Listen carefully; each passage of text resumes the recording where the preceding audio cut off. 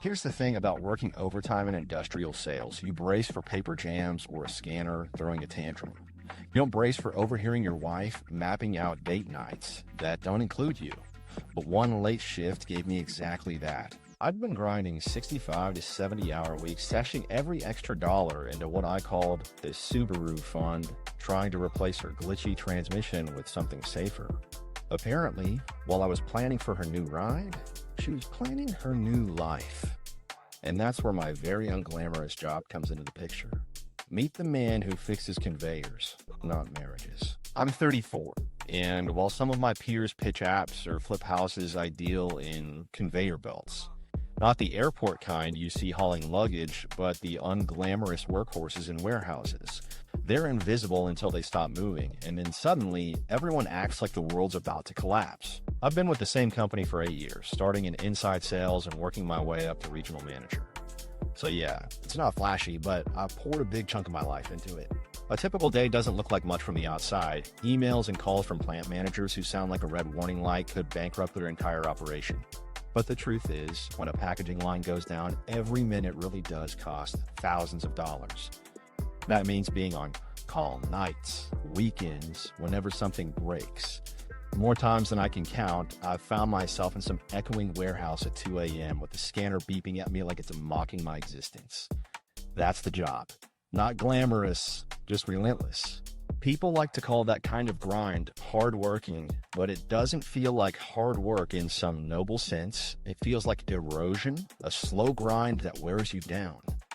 The hours eat away at your energy, at your presence elsewhere. I used to joke that forklifts saw me more than my wife did. At first, we both laughed.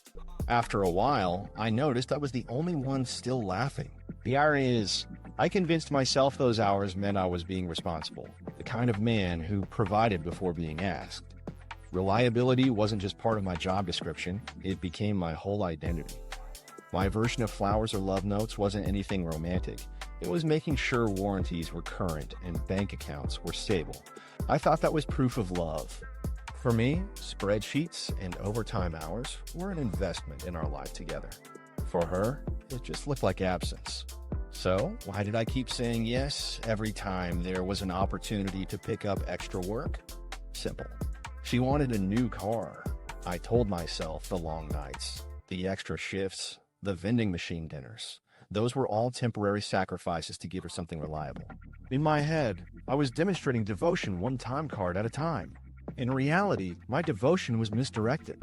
I wasn't around in the ways that mattered, but I could quote you the expected lifespan of a belt roller from memory. Here's the part that really stings. I always thought responsibility is what kept marriages together.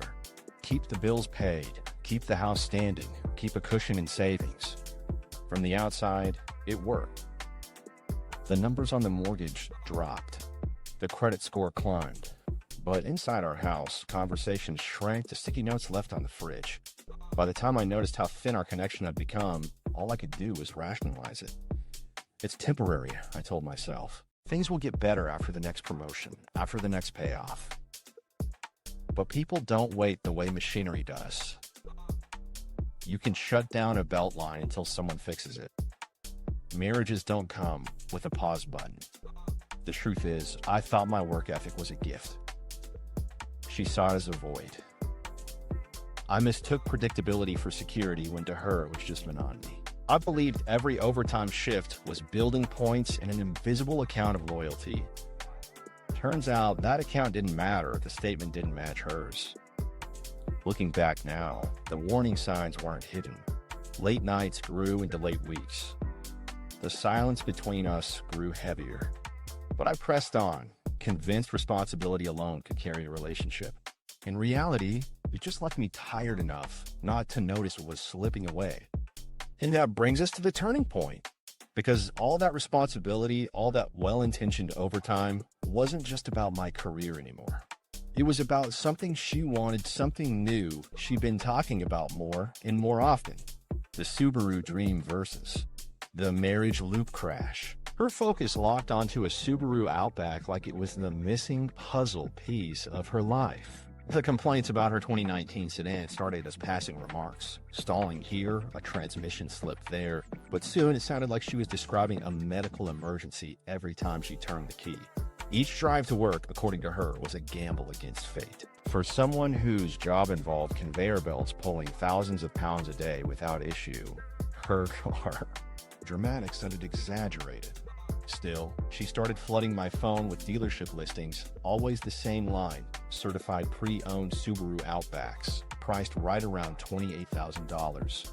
The Outback became less of a car and more of a symbol, her promise of peace of mind, her escape from uncertainty. And because I was wired to respond to problems by fixing them, I swallowed the whole story.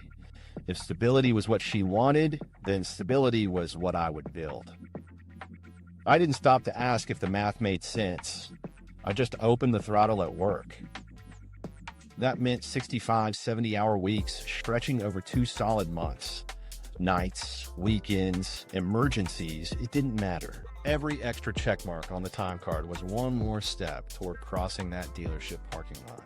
In my head, every call I answered, every warehouse I stayed in past midnight was for the Subaru.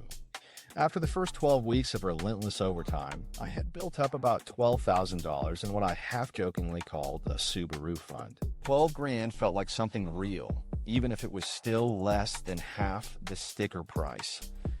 What I didn't notice then was the irony. I was breaking myself down in order to buy a car famous for not breaking down.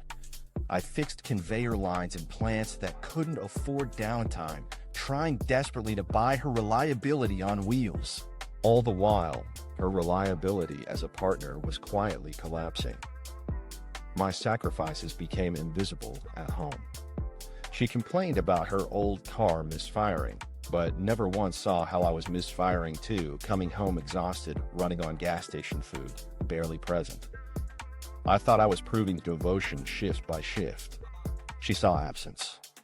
I can look back now and see just how absurd it was. I pictured a cinematic reveal, her standing in a driveway, keys in hand, radio blasting, finally getting everything she wanted because I'd made it possible. Instead, she was staging her own secret reveal, only without the happy ending. While I collected overtime slips like lottery tickets, she was collecting excuses, rehearsing new plans. She wanted dependability in a car, not in me. The Subaru became her dream, while our marriage slid into the ditch. The strangest part was how convincing the dream felt while I was inside it. Each time she texted me another link to a certified pre-owned listing, I felt it as confirmation that my work mattered. This wasn't pointless drudgery, it was targeted sacrifice. That thought kept me upright when my eyelids wanted to close at a broken scanner or when I found myself nodding off at red lights. I convinced myself that once she had her reliable car, the small cracks in our marriage, her frustrations, the silences would patch themselves, as though a warranty slip would somehow be proof that I understood her needs. One well-placed Subaru slogan ran through my head and stuck. It wasn't funny at the time, but later the humor set in. She insisted on a symbol of loyalty from a car lot, while her loyalty was the very thing missing. Meanwhile, my life outside of work shrank. Co-workers remarked that they saw me more than my spouse. They laughed when I showed up bleary-eyed again and again, but it wasn't far from the truth. Every weekend call I answered, every night shift I picked up, it wasn't because the company demanded it. I demanded it of myself. I believed her happiness sat on a dealership lot with four-wheel drive and an extended warranty. Never mind the fact that all the spreadsheets and savings projections I compiled were for someone who wasn't saving anything for me. The cruel symmetry of it all is impossible to ignore now. She demanded a newer car because her old one made her anxious. Too many slips, too much unpredictability. But in our marriage, her own choices were 10 times more volatile. While I tried to buy her reliability, she made herself unreliable. Stability mattered, but only in the driver's seat. Commitment was a feature she wanted from a machine, not from her husband. If marketing was honest, Subaru would have stolen my life story for a commercial. Forget the sweeping mountain roads and acoustic guitars. Imagine my reality. A husband grinding 70-hour weeks to buy the world's most reliable car for an unreliable marriage. Freeze frame, voiceover, the Subaru Outback. More dependable than your spouse. That would have nailed it. Eventually, the realization landed, though not while the money piled up. Not while I worked through the exhaustion believing our relationship was being repaired mile by mile. No, it only hit later when everything came apart. By then, the numbers told the punchline clearly. I had forced myself through 8 weeks of 70-plus hours to scrape together $12,000, less than half the cost of the dream she built her hopes around. I thought it was an investment in us. She thought it was her ticket out. Even the details haunt me in retrospect. She used to describe her old transmission problems, like she was narrating a metaphor I couldn't decode at the time. Slips, stalls, gears grinding. I thought it was mechanical. It wasn't. Those same words described our relationship more accurately than the sedan. While I tried to hold it together with overtime and denial, she was already thinking about how to replace it altogether. So the Subaru wasn't just about a car. It was a test of how much I was willing to stretch myself in the name of responsibility. It revealed that I measured love in hours worked, in dollars saved. She measured it in something else entirely. And when her balance sheet didn't match mine, she went looking for a new deal.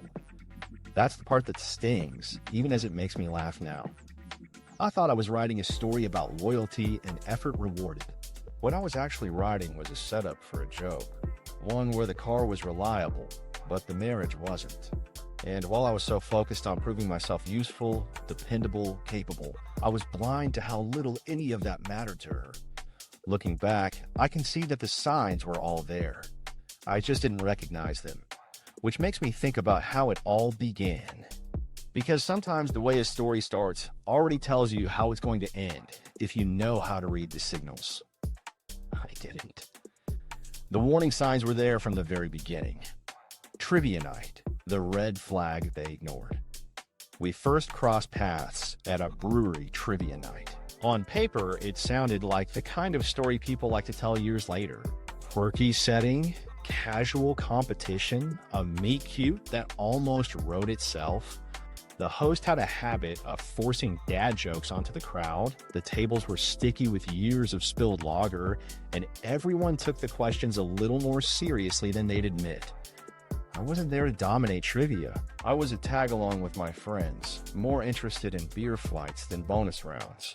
She came in with her own group, sharp-eyed, pen ready like she was going to war. When the trivia kicked off, the categories tilted hard toward pop culture, music charts, TV catchphrases, movie releases. For me, that was foreign territory. I could tell you torque ratings and efficiency numbers for machinery, but I couldn't name the pop star who topped the 2007 Billboard charts to save my life. She, on the other hand, answered like she had the questions in advance. Song titles, sitcom quotes, movie dates. She barely paused before chiming in. My input? A wildly wrong guess about a film release year that landed me 6 years off. By the time final tallies came, her team had buried us at the bottom of the scoreboard. She walked past our table afterward, smiling just enough to make the loss staying in feel magnetic at the same time. My friends pushed me to say something, so I did. I congratulated her, joking that her team must have been cheating. She laughed, teased me about my wrong answers, and we fell into that easy back and forth, her wit a little cutting, my self-deprecation doing most of the heavy lifting.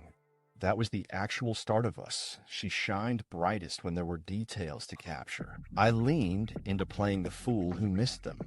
At the time, it felt charming. The truth is that trivia night revealed more than either of us realized. It showed just how tuned in she was to the little things. Lyrics, jokes, cultural touchstones, while I could breeze past anything outside my narrow lane. That contrast sounded like balance in the moment. She was quick with pop culture facts. I could supply warehouse trivia nobody wanted to hear. People love to think opposites attract. In this case, though, it wasn't balance. It was a blueprint. From day one, she thrived on catching what others overlooked, and I had a tendency to miss what was right in front of me. At the beginning, our mismatched expertise was funny to both of us. She'd rattle off celebrity gossip. I'd counter with conveyor belt lifespan statistics. She teased me for being hopeless with trivia topics everyone else seemed to know. And I wore it like part of my personality. That's just me. I noticed technical things, not the obvious stuff. In hindsight, it's almost humiliating. What I thought was harmless banter was actually a preview of how blind I'd be to the things that mattered most later on. From that night forward, the dynamic felt established. She had a way of taking control in social situations, confident in her recall, always a few steps ahead. I leaned into being laid back, shrugging off what I didn't know. It made me seem easygoing at the trivia table, but in a relationship it meant one of us tracked every cue, while the other one assumed everything was fine. That contrast never really went away. What stood out most about her that night wasn't just her answers, it was how much she liked being right, how much she liked proving she had seen something quicker than everyone else. There was this spark of satisfaction in her expressions when she nailed a question. I found it magnetic. But years later, I can admit, that same need to stay 3 steps ahead played a role in exactly where things landed. For me, trivia night is unavoidably symbolic. I learned a small but telling fact about myself. I could laugh at not knowing things most people considered obvious. She learned she liked being the person who never missed. Between us, that turned into a pattern that first felt playful, then later became a wedge. She wanted presence and attention. I substituted persistence and provision. She gave hints clear as multiple choice answers. I acted like the question hadn't been asked. What was funny at a brewery table ended up foreshadowing years of disconnect. Looking back now, I can't see that night as just a meet cute. It was too telling to be shrugged off. The scoreboard declared her a winner, but more than that, it silently predicted how much of our story would revolve around one of us staying alert while the other drifted. I missed trivia questions then, and I missed more important signals later. At the time, I thought that gap was harmless, even complimentary.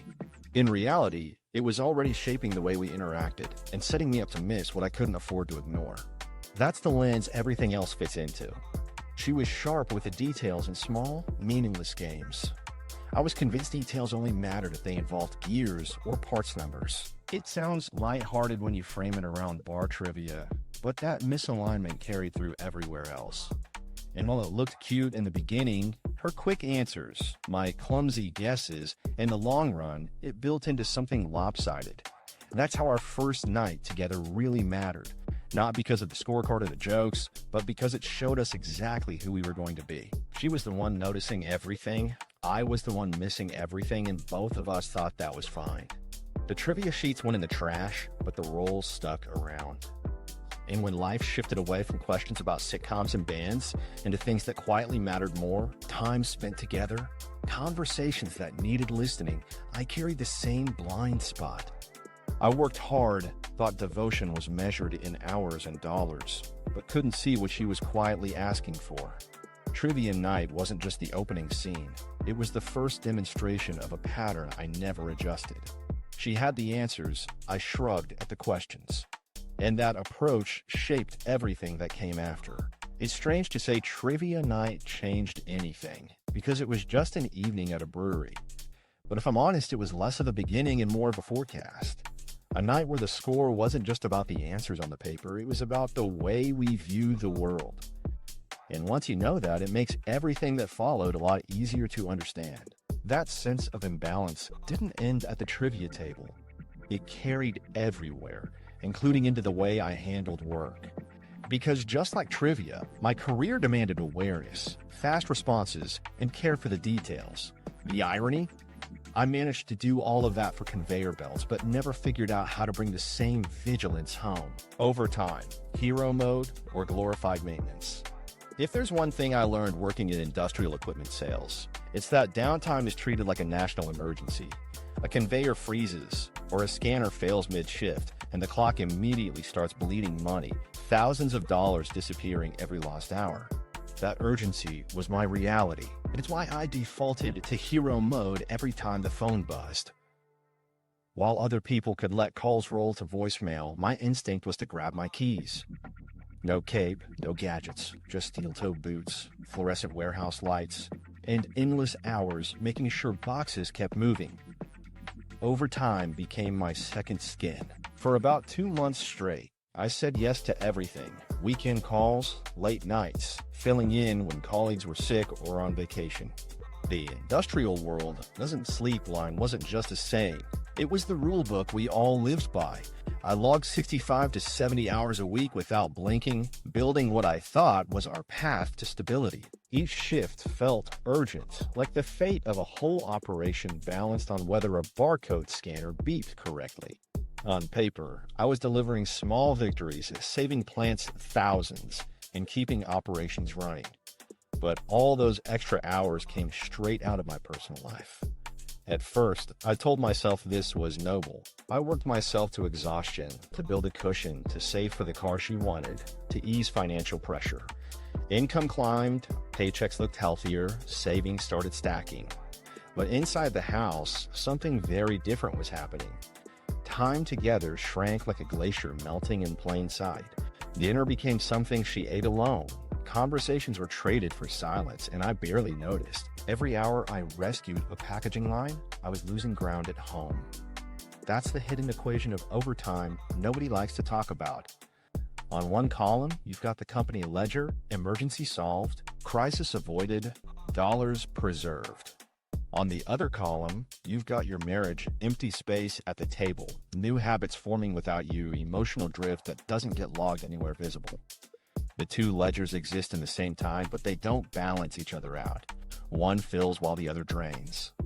I didn't see it at first because fatigue glossed over the losses. When you're worn down, silence feels normal.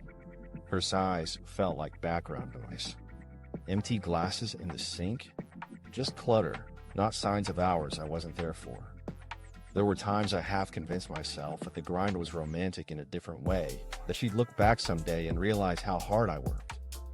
I imagined her appreciating the sacrifices, seeing reliability as proof of love. But the truth was, sacrifice didn't register the way I thought.